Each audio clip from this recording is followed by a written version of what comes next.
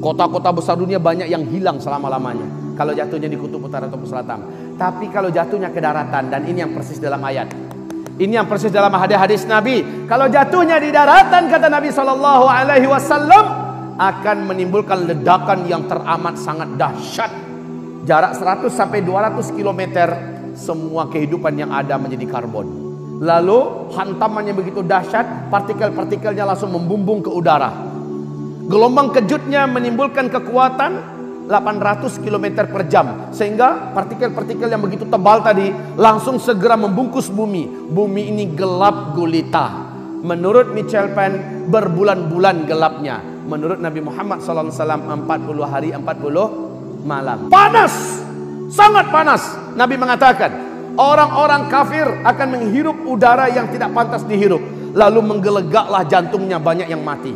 Yang hidup akan melepuh kulitnya, keluar asap dari lubang hidungnya, keluar asap dari mulutnya, berasap matanya, berasap lubang telinganya, dan keluar asap dari lubang duburnya. Betapa tersiksanya orang-orang kafir ketika itu. Tapi orang-orang Islam, orang beriman, kata Nabi SAW, mereka hanya seperti terkena flu dan demam akibat ketaatannya sebelum ini.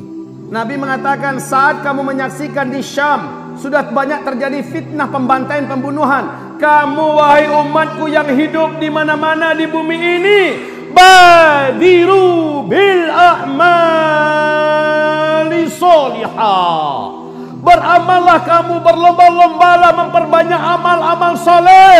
Ternyata salah satu rahasianya kebuka sekarang. Saat meteor jatuh, orang yang banyak amal solehnya kebal daripada bahaya dukhon itu. Makanya Nabi isyaratkan perbanyak amal soleh, perbanyak amal soleh, perbanyak amal soleh. Termasuk orang-orang yang selamat dengan munculnya Dajjal adalah orang yang iman dan amal solehnya sebelumnya sudah dipush sebanyak-banyaknya. Jadi Pak, minta maaf ya, kita hidup sekarang ini bukan lagi untuk memperbanyak uang, Pak. Berlomba-lomba memperebutkan bangkai dunia yang akan hancur ini, bisa binasa semuanya. Tapi berlomba-lomba memperbanyak amal. Dimanapun berada, sholat 5 waktunya prioritaskan di masjid. Sholat qabliyahnya, sholat ba'diyahnya, rawatibnya, sholat sunat duhanya, tahajudnya. Pak, Rasul perintahkan badiru bil a'mal, perbanyaklah oleh kamu melakukan amalan-amalan soleh fitanan di masa-masa fitnah. Di hadis yang lain Nabi mengatakan wal fitan bisyam. Yang dimaksud dengan fitnah-fitnah itu adalah di Syam. Nah, saat fitnah di Syam membara, kamu yang ada di Indonesia, kamu yang ada di Afrika, kamu yang ada di Amerika, perbanyaklah amal soleh, berlomba-lomba perbanyak amal soleh. Terus terang saja, ini zaman dimana orang paling banyak megang jet-jet, megang handphone. Suami istri mau tidur, suami megang handphone, istri megang handphone, sampai ngorok dengan handphone. Al-Quran sudah lama ditinggalkan. Sambil nunggu mobil, sambil nunggu trans, ya, mobil trans, atau di dalam mobil juga sambil bergelantungan handphone. Al-Quran sudah lama ditinggalkan. Padahal Al-Quran termasuk penjaga yang paling sempurna ketika hari huru hara. Dari sekarang, Pak, dari sekarang kamu hamba Allah yang kami muliakan, bro. Setelah ini terjadi, nah, dilanjutkan oleh Michel Penn. Michel Penn melanjutkan bahwa ketika meteor ini menghantam bumi, meteor itu mengandung siderite. Apa yang disebut dengan siderite? Kandungan zat besi, Pak, yang padat. Saat dia menghantam atmosfer bumi kita, terjadi dentuman yang sangat besar, seluruh bumi bisa mendengarkan. Dentuman ini dan pergesekannya yang radikal dan keras untuk menembus atmosfer kita menyebabkan dia terbakar bagian luarnya. Serpihan-serpihan kecilnya inilah yang akan menjadi hujan meteor kecil-kecil itu. Kayak di film 2012, kayak di film Deep Impact dan sebagainya, kayak seperti di film Armageddon. Baik kaum muslimin, ini sebuah ilustrasi yang benar-benar sesuai dengan ayat dan hadis kaum muslimin. Kemudian kata beliau, siderite tadi, kandungan zat besi yang ada pada meteor ini akan menimbulkan medan magnet yang sangat kuat. Akibatnya semua besi-besi yang ada di bumi, semua benda-benda logam yang ada di bumi terinduksi. Lalu mesin mobil kita dari besi enggak? Satu komponen dengan komponen yang lain sudah terinduksi dan saling lengket, Pak. Di starter mobil udah nggak bisa jalan. Begitu juga helikopter, pesawat, kapal-kapal, pabrik-pabrik, industri-industri, betul-betul macet semuanya, macet. Bukan macetnya sementara, forever. Inilah dia kenapa teknologi itu berhenti total, karena adanya hantaman meteor yang di dalam meteor itu mengandung siderite. Siderite ini menimbulkan medan magnet. Saat dia bergesekan dengan atmosfer, semua benda-benda logam dan besi yang ada di bumi akan terinduksi berhenti. Sebagaimana siderite ini juga menimbulkan gelombang elektromagnetika yang sangat tinggi dengan tegangan yang sangat tinggi. Akibatnya semua sinyal-sinyal di bumi akan terhenti secara spontan. Semua satelit juga mandul dan semua listrik akan terhenti secara total. Kita kembali kepada zaman kegelapan.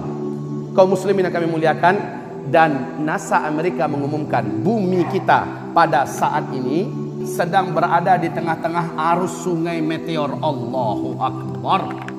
Sudah diperingatkan oleh Amerika Serikat, NASA Amerika Serikat 2012 bahwa bumi kita pada tahun 2013 akan memasuki arus sungai meteor. Diperkirakan 2013 sampai 2016 baru lepas dari arus sungai meteor ini, akan ada hantaman 1300 meteor menurut NASA. Ternyata benar Pak. Pada tanggal 15 Februari 2013 meteor pertama masuk menembus atmosfer bumi kita dan jatuh di Siberia, Rusia. Masih ingat nggak? Ini meteor pertama. 1200 korban. 30.000 gedung-gedung yang ada kacanya hancur. Ya, meteor ini beratnya 70.000 ton. Nasib baik jatuhnya tepat di danau es, Pak. Sehingga danau itu langsung menggelegak dan membentuk kawah yang berapi. Luar biasa. Untung meteornya kecil.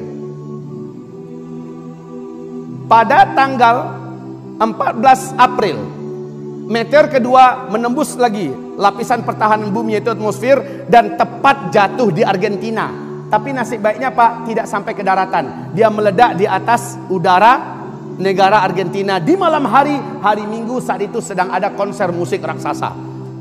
9 kota langsung terang benderang beberapa detik. 7 November jatuh lagi di Los Angeles. Masih 2013. Ya. Tahun 2014 meteor di malam hari banyak negara-negara bisa menyaksikan melintas di negara mereka. Bahkan Indonesia sering menyaksikan ya di malam hari. Ratusan ribu meteor melintas di atas negara kita Pak.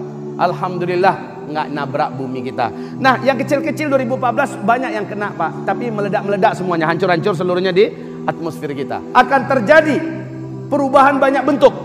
Dan akan terjadi hujan meteor.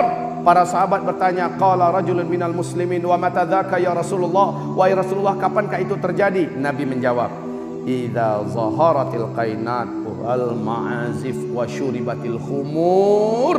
Kalau di bumi ini pada umatku sudah banyak bermunculan penyanyi-penyanyi wanita. Ini yang pertama.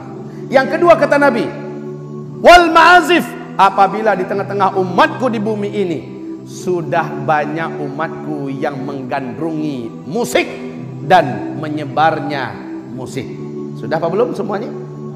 Yang ketiga kata Nabi, wasyuribatil khumur, apabila khamar tua, arak sudah diminum secara formal dan legal, menyebar juga di mana-mana. Masya Allah. Bahkan istana kita saja dalam tayangan TV sudah tidak malu-malu petinggi-petinggi negara kita saling tos-tosan sementara di dalamnya adalah arak. La haula wala quwata illa billah. Dunia yang ada di tangan kita sekarang jangan dibuang, tapi jadikan untuk sarana mendekatkan diri kepada Allah. Bantu agama Allah ini sekuat-kuatnya, sebisa-bisanya, dan rekatkan hubungan hati dan persaudaraan sama Ahlus Sunnah wal Jamaah. Jangan mau pecah belah dan dihasut. Udah dekat Pak waktu kita. Jangan mau dipecah belah dan dihasut. Wahai umat Islam, bersatulah, bersatulah. Kita akan memasuki zaman yang paling berat di mana tidak ada gunanya perpecahan pada saat itu. Makin kita bersatu, makin kita kuat, insyaallah ta'ala. Demikian dari saya. Semoga hidup kita setelah ini lebih jujur, lebih amanah, lebih istiqomah, lebih bersemangat untuk beramal soleh, dan jangan abaikan dunia. Kata Nabi, kalaupun besok kiamat pasti terjadi. Hari ini masih ada satu butir kurma di tangan kamu, tanam hari ini. Padahal kurma baru dimanfaatkan 5 tahun ke depan kan. Itu menandakan apa? Nabi tak suka kalau umatnya mendengarkan kiamat lalu hilang semangatnya. Justru yang terjadi adalah semangat terus, ngejos terus. Mari Bu, kita istighfar kepada Allah Pak. Astagfirullah, astagfirullah, astagfirullah. Subhanakallahumma wa bihamdika asyhadu an la ilaha illa anta astaghfiruka wa atubu ilaik. Wabillahi taufiq wal hidayah. Wassalamu alaikum warahmatullahi wabarakatuh.